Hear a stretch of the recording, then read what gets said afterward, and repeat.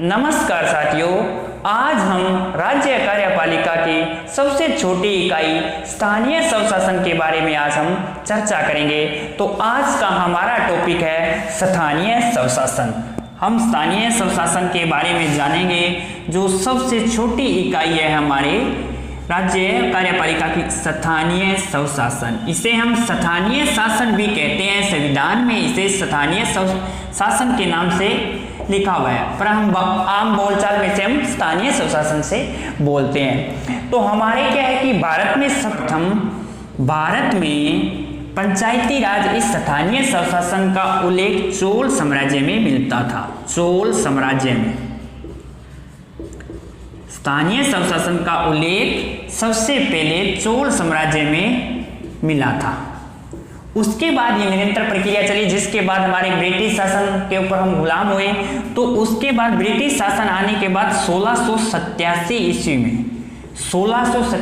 ईस्वी में मद्रास में प्रथम नगर निगम की स्थापना प्रथम नगर निगम की स्थापना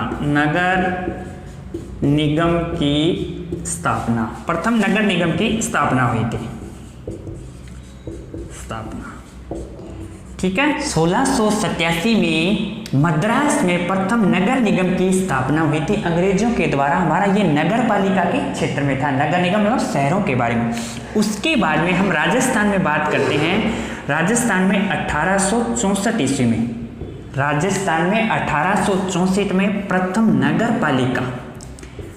नगर पालिका की शुरुआत की थी अंग्रेजों ने। प्रथम नगर पालिका माउंट आबू में, कहाँ की थी? माउंट आबू में प्रथम नगर पालिका की स्थापना की थी अंग्रेजों के द्वारा राजस्थान में। ये थी हमारे राजस्थान में।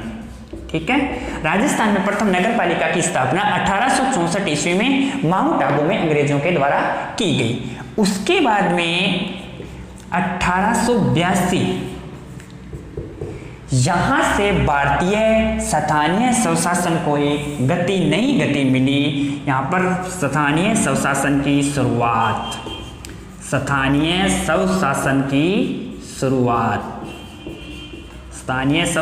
शुरुआत की गई। वो थे ब्रिटिश लॉर्ड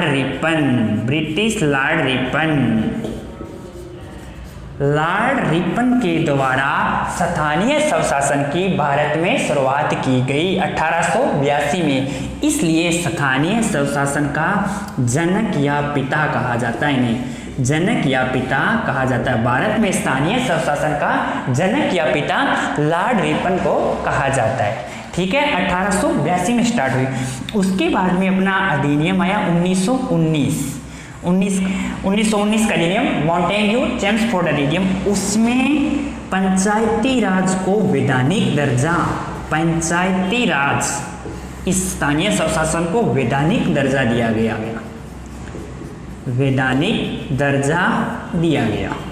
1919 के अधिनियम में पंचायती राज को वैधानिक दर्जा दिया गया।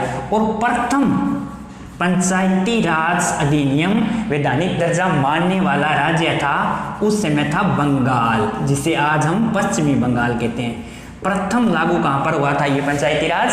बंगाल में, जिसे आज हम पश्चिमी बंगाल कहते हैं। तो ये हमारी हिस्ट्री थी कि भारत में चोल साम्राज्य के उल्लेख मिलता था स्थानीय स्वशासन का। उसके बाद 1687 में मद्रास में प्रथम नगर निगम की स्थापना की थी अंग्रेजों द्वारा। फिर 1864 में अंग्रेजों द्वारा ही प्रथम नगर पालिका राजस्थान में बनाई गई माउंट आबू में। उसके बाद सही इसकी दिशा पकड़ी 1882 में स्थानीय स्वशासन की शुरुआत हुई लॉर्ड रिपन के द्वारा। तो स्थानीय स्वशासन का जनक कहते हैं लॉर्ड रिपन को। और 1919 के मॉन्टेग्यू चेम्सफोर्ड अधिनियम में पंचायती राज को वैधानिक दर्जा गया और प्रथम राज्य मानने वाला था बंगाल। ये इसका था इतिहास। आगे और हम देखते हैं 1919 में वैधानिक दर्जा मिलने के बाद राजस्थान में 1928 में प्रथम रियासत थी बीकानेर,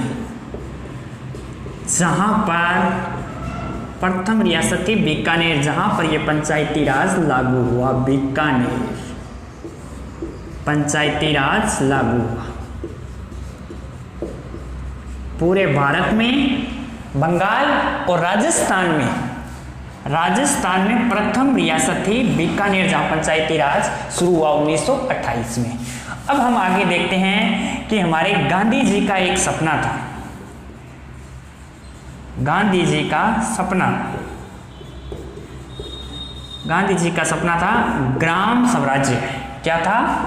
ग्राम स्वराज्य। गांधी जी का सपना था ग्राम स्वराज्य। तो इसी को ध्यान में रखते हुए भारतीय संविधान में इसका उल्लेख है। भारतीय संविधान में इसका उल्लेख है। भाग नंबर है हमारा 4, अनुच्छेद है 40, जिसमें ग्राम पंचायत का उल्लेख है। नीति निर्देशक तत्वों में भारतीय संविधान के भाग नंबर 4 में अनुच्छेद 40 में ग्राम पंचायत का उल्लेख दिया गया है। तो भारतीय संविधान में इसका उल्लेख है ग्राम पंचायत, ग्राम स्वराज्य का। अब हम आगे देखते हैं इसके ऊपर किस प्रकार से समितियां बनी और कब कब ये लागू हुआ। तो पंडित नेहरू ने के.एम. मुंशी की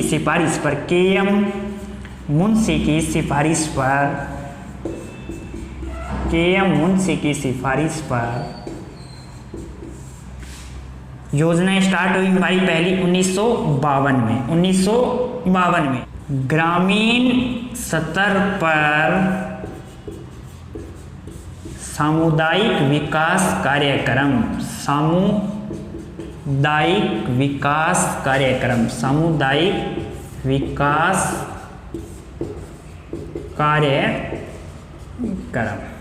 ठीक है जी।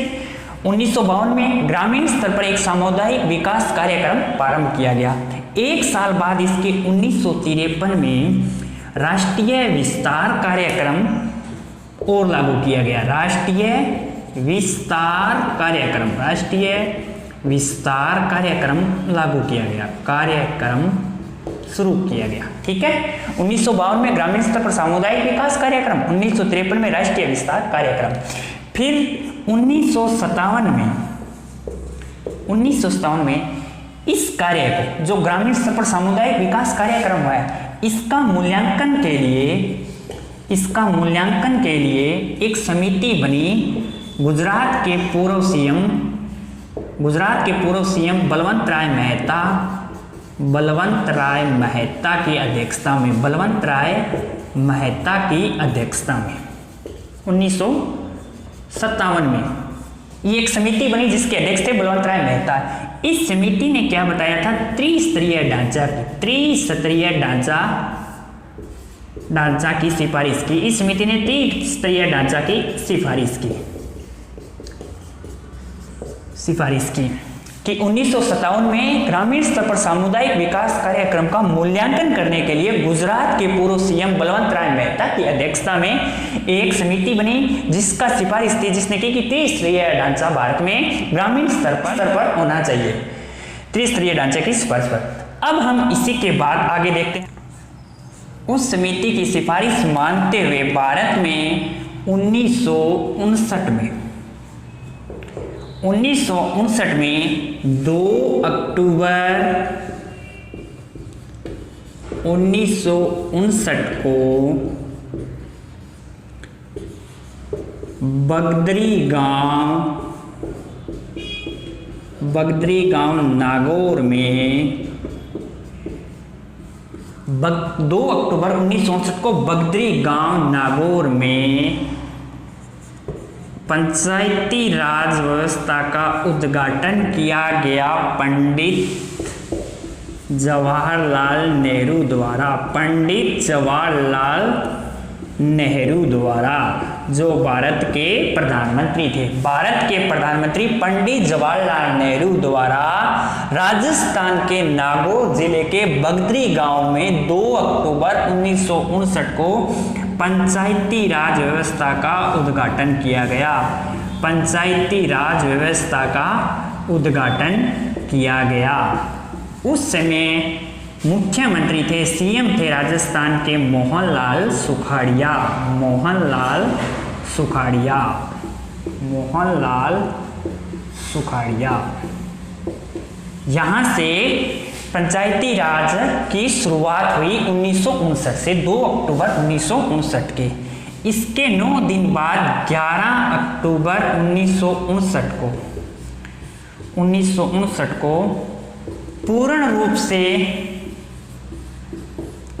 पंचायती राज व्यवस्था लागू करने वाला राज्य था आंध्र प्रदेश।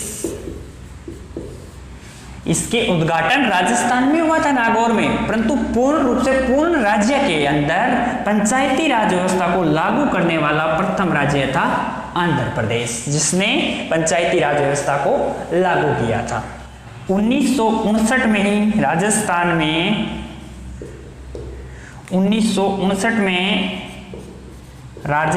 में नगर पालिका अधिनियम भी पारित किया। नगर पालिका अधिनियम पारित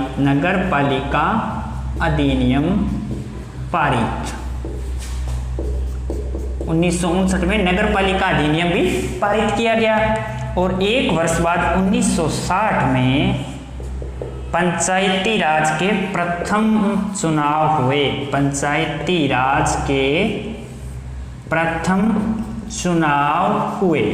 प्रथम चुनाव हुए। ठीक है, 1959 में राजस्थान में नगर पालिका अधिनियम पारित, 1960 में पंचायती राज के प्रथम चुनाव हुए। अब हम देख लेते हैं 1960 से लेकर इसको वैधानिक दर्जा मिला था 1992 में, 93 में इसको। तो उस समय के बीच में कौन कौन सी समितियां राजस्थान में बनी, कौन कौन सी भारत में बनी, उनका अध्ययन करते हैं। तो हम बात करते हैं राजस्थान में समितियां। पंचायती राज को व्यवस्था को सुचारू रूप से ढंग से चलाने के लिए राजस्थान में कौन ये समितियां बनी हैं। राजस्थान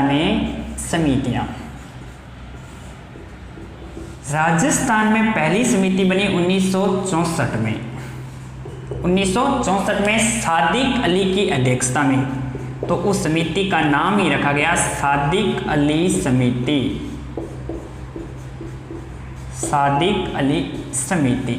इस समिति की सिफारिश थी कि नगर पालिका में अध्यक्ष के चुनाव हो,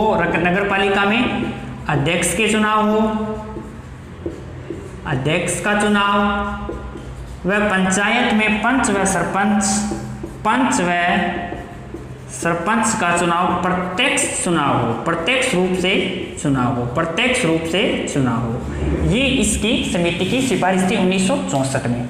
उसके कुछ समय बाद 1973 में नेक्स्ट समिति बनी गिरधारी लाल व्यास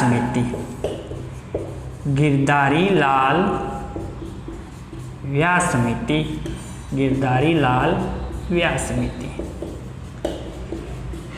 इस समिति की सिफारिश थी कि ग्राम सेवक व ग्राम सचिव का पद सृजन करने की, ग्राम सेवक व ग्राम सचिव के पद का सृजन करने की। ठीक है, 1973 में। उसके कुछ समय बाद बनी 1990 में एक समिति, जिस समिति का नाम था हरलाल खरा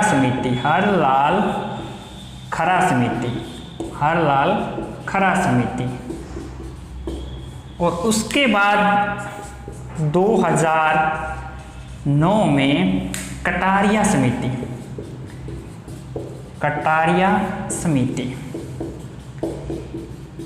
इस समिति में क्या कहा गया कि पंचायत के सभी 29 विषय पंचायतों को सौंप दिया जाए।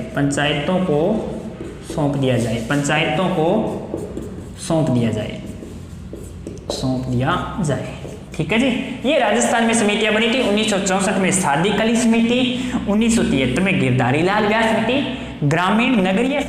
ये मैं बात कर रहा हूँ पंचायती राज व्यवस्था की। किसके बारे में? पंचायती राज व्यवस्था को सुचारू रूप से चलाने के लिए राजस्थान में समितियां बनी थी। 1973 में गिरधारी लाल व्यास समिति, 1990 में हरलाल खरा समिति, 2009 में कटारिया समिति। अब हम बात करते हैं भारत में भी कौन कौन सी मुख्य समितियां बनी, उनकी भी हम चर्चा करें। 1977 से मोरारजी की सरकार थी, तो 1979 में मोरारजी सरकार द्वारा एक समिति गठित की। उस समिति के अध्यक्ष थे अशोक मेहता। एक समिति बनाई, उसके अध्यक्ष थे अशोक मेहता मोरारजी सरकार द्वारा। वो थी द्विस्तरीय मतलब 2 स्तरीय समिति की सिफारिश की थी। उसमें क्या था, एक तो था जिला परिषद, एक तो था जिला परिषद मंडल पंचायत। 2 स्तरीय सिफारिश की थी 1979 में मोरारजी सरकार द्वारा। उसके काफी समय बाद जब 1984 में राजीव गांधी प्रधानमंत्री बने, भारत के राजीव गांधी पीएम बने 1984 में राजीव गांधी पीएम बने, तो पहली समिति इन्होंने बनाई 1985 में जीवीके समिति।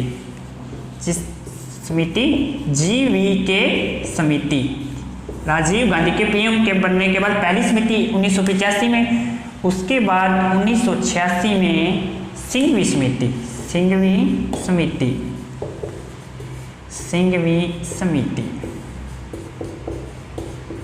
फिर 1988 में थुंगन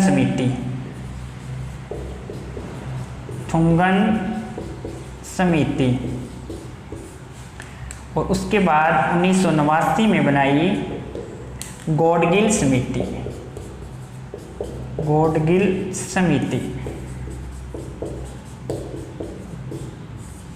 तो 1988 में थुंगन समिति में पंचायती राज को वैधानिक दर्जा दिलाने की सिफारिश की गई, और इसमें 1989 में गॉडगिल समिति में पंचायती राज ढांचा बनाने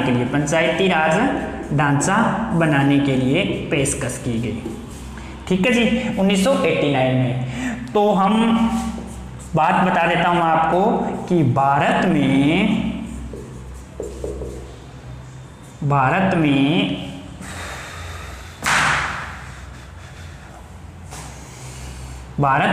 पंचायती राज के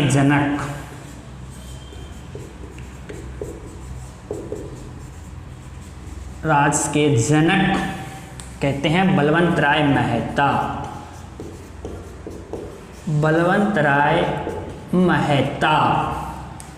और भारत में आधुनिक पंचायती राज के जनक है राजीव गांधी।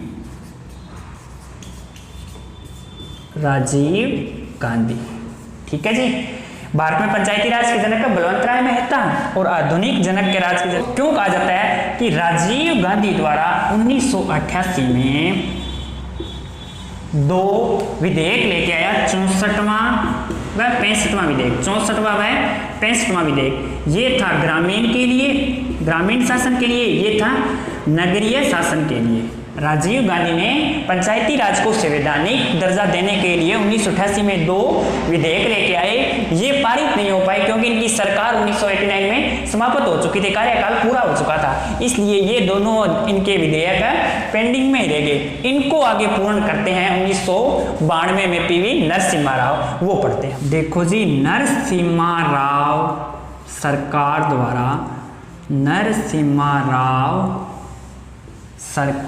द्वारा 1992 में इस विधेयक को अधिनियम में बनाया। तो कौन कौन सा था? ये था 73वां संविधान संशोधन, और एक हमारे पास आगे हुआ 74वां संविधान संशोधन। ठीक है जी, 73वां संविधान संशोधन था ग्रामीण शासन के लिए, और 74वां संविधान संशोधन था नगरीय शासन के लिए।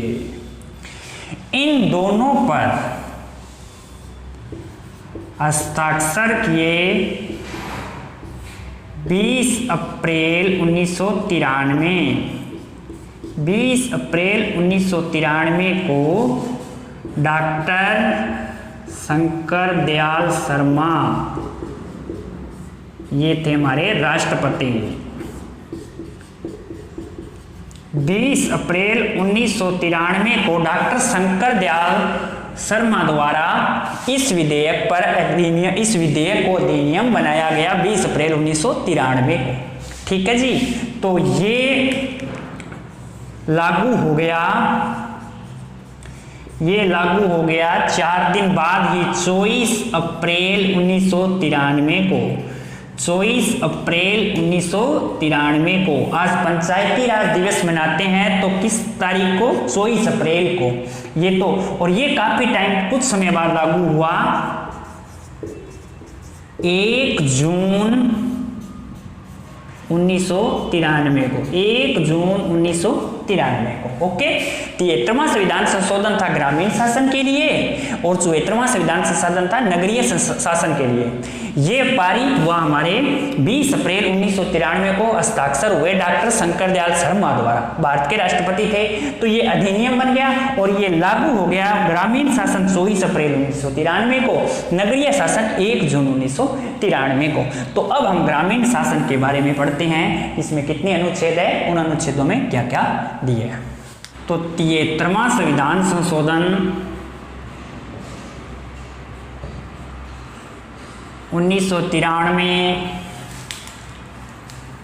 ग्रामीण शासन को संवैधानिक दर्जा मिला। ग्रामीण शासन को संवैधानिक दर्जा मिला, लागू हुआ, अभी हमने पढ़ा था 24 अप्रैल 1993 को। 24 अप्रैल 1993 को।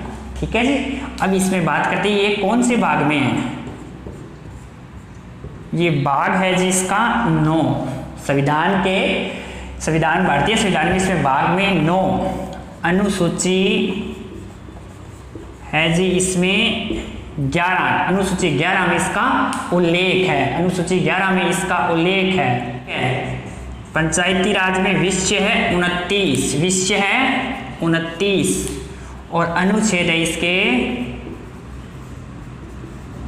छेद है इसके 243 ए से 243 ओ तक। ठीक है जी, ये था हमारा ग्रामीण शासन 24 अप्रैल 1993 को लागू हुआ। भाग है इसमें 9 में वर्णित है, ये अनुसूची 11 में वर्णित है, विषय इसमें 29 है, इसके अनुच्छेद 243 ए से 243 ए ओ तक है। तो अब हम अध्ययन करते हैं इसके अनुच्छेदों को। तो अनुच्छेद 243 में परिभाषा पंचायत की, परिभाषा पंचायत की। अब इसके आगे नेक्स्ट चलते रहेंगे। अनुच्छेद 243 ए, ग्राम सभा होगी। एक क्या होगी? ग्राम सभा। ग्राम अनुच्छेद 243 बी में ग्राम सभा का गठन, ग्राम सभा का गठन कि इसमें कौन कौन सदस्य होंगे, कौन कौन निर्वाचित मतदाता होंगे, क्या क्या होंगे। फिर उसके बाद है अनुच्छेद 243 सी में क्या है?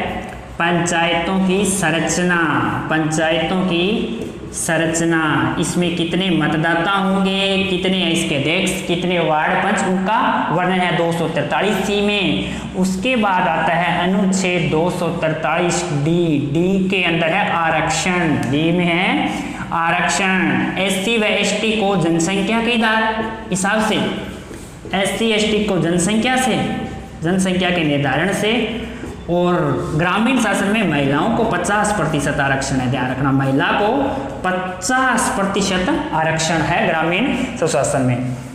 और अनुच्छेद 243 ई के अंदर है पदावधि या कार्यकाल। पदावधि या कार्यकाल, पदावधि या कार्यकाल। ये सामान्यतः पद ग्रहण तिथि से 5 वर्ष तक, सामान्यतः पद ग्रहण तिथि से 5 वर्ष तक इनका कार्यकाल होता है। ये ग्राम सभा, ग्राम पंचायत के अनुच्छेद। अब नेक्स्ट देखते हैं अपने नेक्स्ट है अनुच्छेद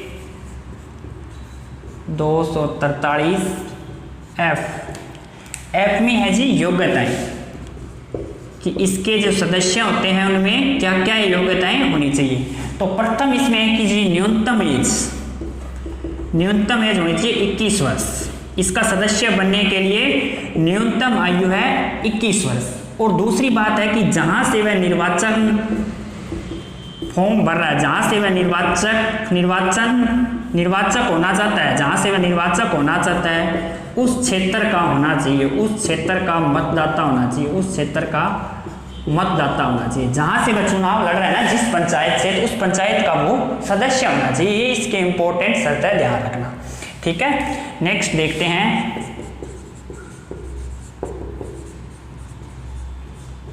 243 जी। इसमें है जी उत्तरदायित्व।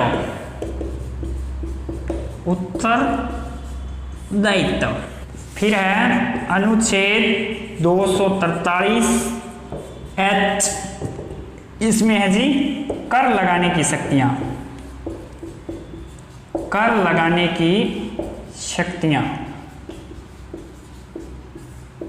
और उसके बाद में नेक्स्ट अनुच्छेद हमारे पास आई है राज्य वित्त आयोग।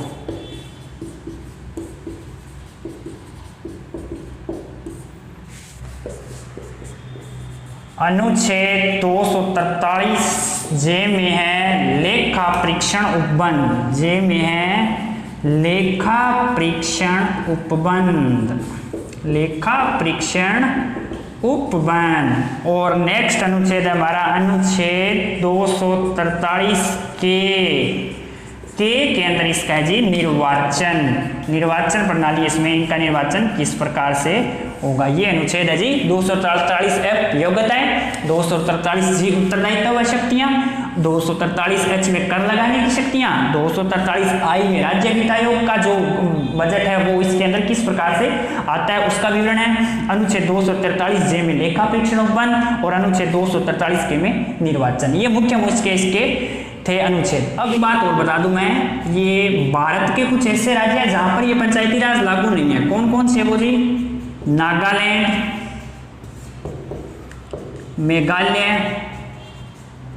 मेघालय, मिजोरम,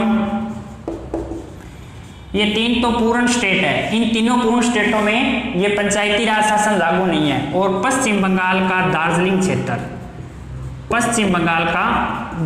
क्षेत्र है जी। दार्जिलिंग क्षेत्र जो पहाड़ी राज्य है वहां पर भी ये नियम अभी तक लागू नहीं है। ठीक है जी। स्थानीय स्वशासन ग्रामीण शासन के अंदर नागालैंड, मेघालय, मिजोरम, क्योंकि इनकी जनसंख्या छोटी है, ये छोटे राज्य है। पश्चिम बंगाल का दार्जिलिंग क्षेत्र, वहां पर ग्रामीण शासन ये लागू नहीं है भारत के अंदर।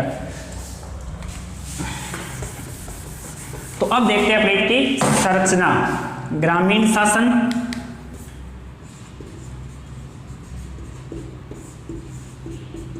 ग्रामीण शासन की त्रिस्तरीय इकाई है ये। एक पश्चिम बंगाल ऐसा है जहां पर 4 स्तरीय पश्चिम बंगाल में। त्रिस्तरीय पर कौन कौन से होते हैं जी? जिला स्तर, ब्लॉक स्तर और पंचायत स्तर या ग्राम स्तर। पंचायत या ग्राम स्तर। ठीक है जी। अब हम बात करते हैं जिला स्तर पर प्रशासनिक अधिकारी की। सबसे पहले बात हम कर लेते हैं जिला स्तर पर प्रशासनिक अधिकारी। यहां पर होता है जी सीईओ, कार्यकारी अधिकारी। यहां पर होता है जी सीईओ, मुख्य कार्यकारी अधिकारी। यहाँ होता है जी बीडीओ, खंड विकास अधिकारी। और यहाँ पर होता है जी वीडीओ, ग्राम विकास अधिकारी, जिसे हम कहते हैं सेक्रेटरी। ग्राम सचिव का आजकल पद का ये नाम ध्यान रखना, ग्राम विकास अधिकारी। ये थे जी प्रशासनिक अधिकारी। अब इसका जी अध्यक्ष कौन होता है जी? जिला स्तर पर इसके अध्यक्ष को कहते हैं हम जिला प्रमुख। जिला स्तर पर इसको कहते हैं जिला प्रमुख। ब्लॉक स्तर पर हम उसके कहते हैं प्रधान। उसको हम क्या कहते हैं? प्रधान। और इसका अध्यक्ष होता है सरपंच। इसका होता है जी सरपंच। अब देख लेते हैं चुनाव। जिला प्रमुख का चुनाव होता है निर्वाचित सदस्यों के द्वारा। किनके द्वारा होता है जी? निर्वाचित सदस्य, जिन्हें हम कहते हैं डायरेक्टर, उनके द्वारा इसको चुना जाता है, निर्वाचित सदस्यों के द्वारा। इसी प्रकार भी इसमें भी निर्वाचित सदस्यों के द्वारा होता है। इसमें ब्लॉक स्तर के डायरेक्टर होते हैं, इसमें जिला स्तर के डायरेक्टर होते हैं। इस सरपंच का चुनाव होता है प्रत्यक्ष चुनाव। जो वैश्यक मताधिकार, जिसकी आयु 18 वर्ष से अधिक है, उनके द्वारा प्रत्यक्ष जनता द्वारा चुनाव किया जाता है। ये त्याग पत्र किसको देते हैं जी? जिला प्रमुख त्याग पत्र देते हैं संभागीय आयुक्त को, संभागीय आयुक्त को। और प्रधान अपना त्याग पत्र देते हैं जिला प्रमुख को, जिला प्रमुख को। और सरपंच अपना त्याग पत्र देता है बीडीओ को, खंड विकास अधिकारी को। ठीक है जी। इसमें उपाध्यक्ष को हम कहते हैं उप जिला प्रमुख, उप जिला प्रमुख। इसमें कहेंगे जी उप प्रधान, और इसको कहेंगे उप सरपंच। ये तीनों ही के निर्वाचित सदस्यों के द्वारा चुने जाते हैं। ये तीनों ही निर्वाचित सदस्यों के द्वारा चुने जाते हैं। ये जिला प्रमुख और जिला प्रमुख के जितने भी सदस्य, ये अपना त्याग पत्र देते हैं जिला प्रमुख को। ये किसको त्याग पत्र देते हैं? अपना जिला प्रमुख को, ध्यान रखना जी। और उपन वह इसके टोटल सदस्य त्याग पत्र देते हैं बीडीओ को। ये त्याग पत्र किसको देते हैं? बीडीओ को। और उप सरपंच वह जो वार्ड पंच है, उप सरपंच वह जो वार्ड पंच है, ये अपना त्याग पत्र बीडीओ को ही देते हैं। ये ध्यान रखना जी, ये सरपंच को नहीं देंगे। इसमें इसके सदस्य व उप जिला प्रमुख त्याग पत्र देता है जिला प्रमुख को। इसमें उप प्रधान व इसके सदस्य त्याग पत्र प्रधान को देते हैं। ये किसको देते हैं? प्रधान को देते हैं अपने। इसमें उप सरपंच व वार्ड के सदस्य हैं, वो सरपंच को नहीं, बीडीओ को, विकास अधिकारी को ये अपना त्याग पत्र देते हैं। ये ग्रामीण शासन की एक स्ट्रक्चर थी। सदस्यता की समाप्ति, ग्राम स्तर पर सदस्यता की समाप्ति, उसको पद से कब हटाया जा सकता है? जब वह पंचायत की लगातार 3 बैठकें अनुपस्थित हो बिना बताए, जब वह 3 बैठक अनुपस्थित लगातार रह जाता है, किसी को सूचित किया बिना, तो उसको पद समाप्ति से हटाया जा सकता है। और चुनाव के बाद, चुनाव से पद ग्रहण की तिथि में 3 माह से अधिक का समय नहीं होना चाहिए। 3 माह से अगर 3 माह तक वो अपनी शपथ नहीं लेता है तो उसको हटाया जा सकता है। मोस्ट इंपॉर्टेंट बात देखो जी, एक 21 नवंबर 1995 के बाद जिस किसी के 2 संतान है, जिस किसी के 2 संतान हैं, वह चुनाव का फॉर्म नहीं भर सकता, पद पर चुनाव नहीं लड़ सकता, चुनाव नहीं लड़ सकता है, ध्यान रखना है। परंतु 2018 में सरकार ने एक संशोधन किया कि यदि तीसरा बालक दिव्यांग श्रेणी में आता है, दिव्यांग श्रेणी में आता है, तो उसको छूट दी जा सकती है। मतलब 3 बालक, उसमें से 1 बालक दिव्यांग श्रेणी में आता है तो उसको छूट दी जा सकती है। ठीक है जी। ग्राम सचिव की बैठक, ग्राम सचिवालय की बैठक होती है, आपको बता देता हूं मैं। सचिवालय की बैठक होती है 5/12, 20, 27 को की बैठक होती है, जिसमें 5 और 12 की ग्राम सभा की बैठक होती है। ये था ग्रामीण शासन पर। अब हम पढ़ते हैं नगरीय। 74वां संविधान संशोधन, संविधान संशोधन 1993,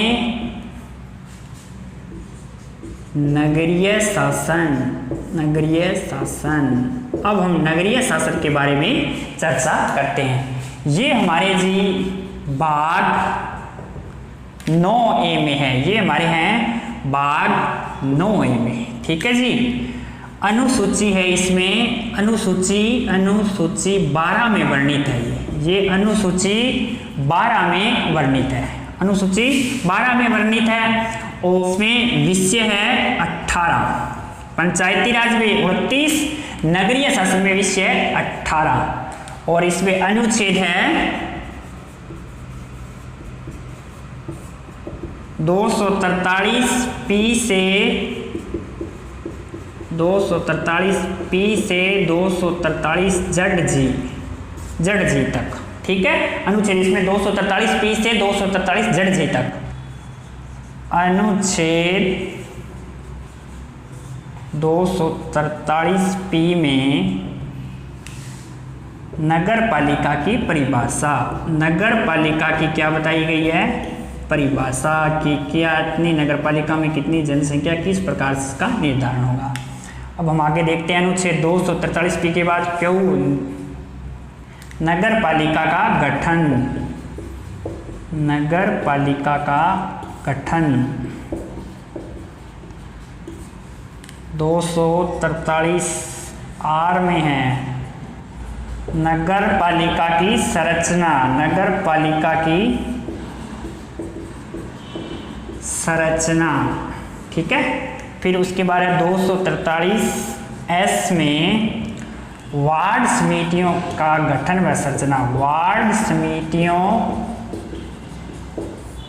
का गठन व संरचना, गठन व संरचना। 243 टी में आरक्षण, इसमें जी आरक्षण SC ST को तो जनसंख्या के हिसाब से महिलाओं को 1/3 है। नगरीय शासन में महिलाओं को 1/3 मतलब 33% है, ये ध्यान रखना। ग्रामीण शासन में 50% और महिलाओं को 1/3, SC ST को तो है ही उसके अनुसार, ये ध्यान बात में रखना।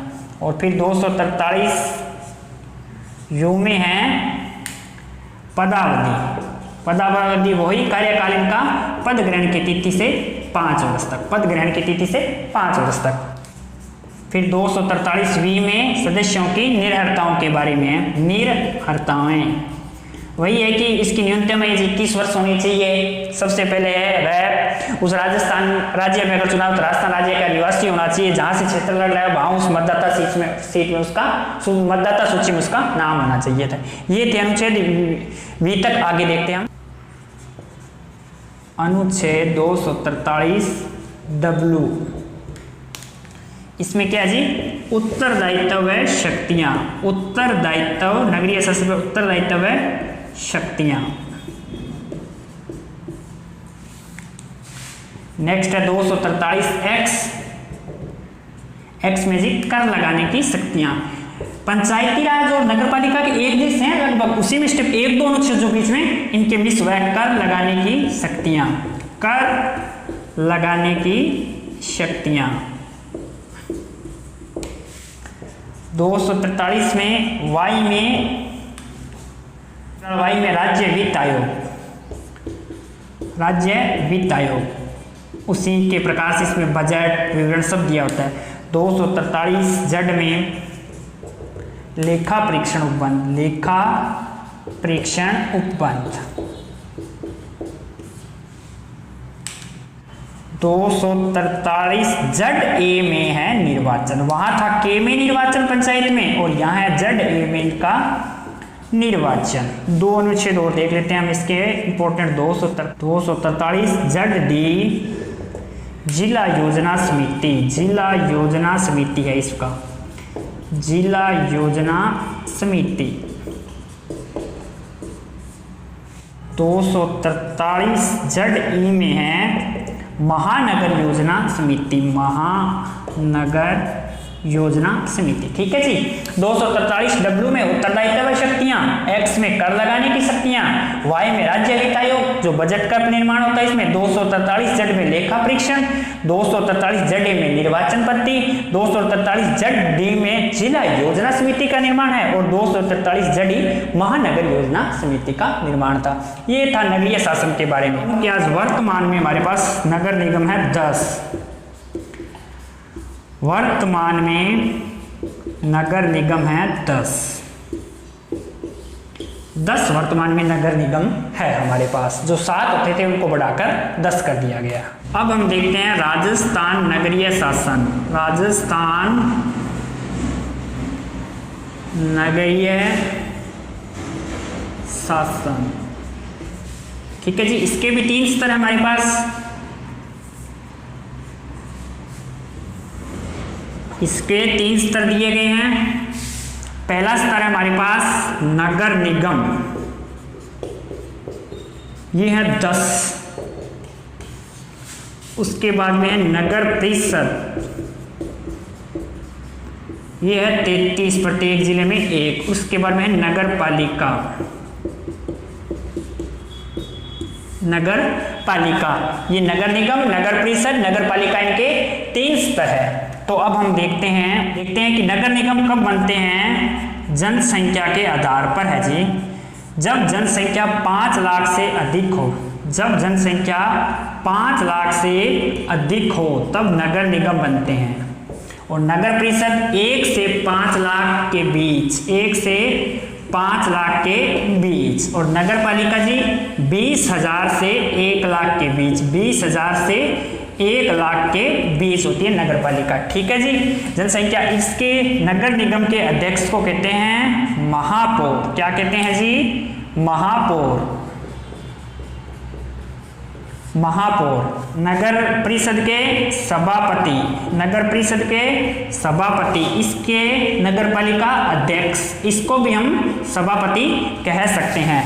और इसके उपाध्यक्ष को उप महापौर, उप सभापति, उपाध्यक्ष, उपाध्यक्ष। जो वार्ड के सदस्य हैं, जो निर्वाचित होकर आते हैं वार्ड सदस्य, उनको तीनों में ही पार्षद कहा जाता है। नगर निगम पार्षद, नगर परिषद पार्षद और नगर पालिका पार्षद। ठीक है जी। प्रशासनिक अधिकारी होता है, प्रशासनिक अधिकारी होता है नगर आयुक्त, नगर निगम में, नगर निगम में नगर आयुक्त, नगर पालिका में आयुक्त, और इसमें होता है अधिशासी अधिकारी। नगर पालिका में होता है अधिशासी अधिकारी। ठीक है। त्याग पत्र जी, वार्ड सदस्य और उप दोनों, ये दोनों अपना त्याग पत्र देते हैं महापौर को, ये दोनों अपना त्याग पत्र देते हैं महापौर को। ठीक है जी। पार्षद और उप महापौर, इस पार्षद और उप सभापति दोनों अपना त्याग पत्र देते हैं सभापति को। किसको देते हैं, सभापति को। और इसी प्रकार पार्षद और उपाध्यक्ष इसके त्याग पत्र देते हैं अध्यक्ष को। ठीक है जी। ये ध्यान रखना कि जो इनके सदस्य है, उप महापौर त्याग पत्र देते हैं महापौर को, यहाँ देते हैं सभापति को, यहाँ देते हैं अध्यक्ष को। और महापौर अपना त्याग पत्र देता है नगर आयुक्त को, सभापति अपना त्याग पत्र देता है आयुक्त को, और अध्यक्ष अपना त्याग पत्र देता है अधिशासी अधिकारी को। यह था राजस्थान की नगरीय शासन व्यवस्था। तो अपना मुख्य टॉपिक राजस्थान का स्थानीय स्वशासन, ग्रामीण शासन और नगर पालिका शासन कंप्लीट होता है जी। ठीक है जी। धन्यवाद।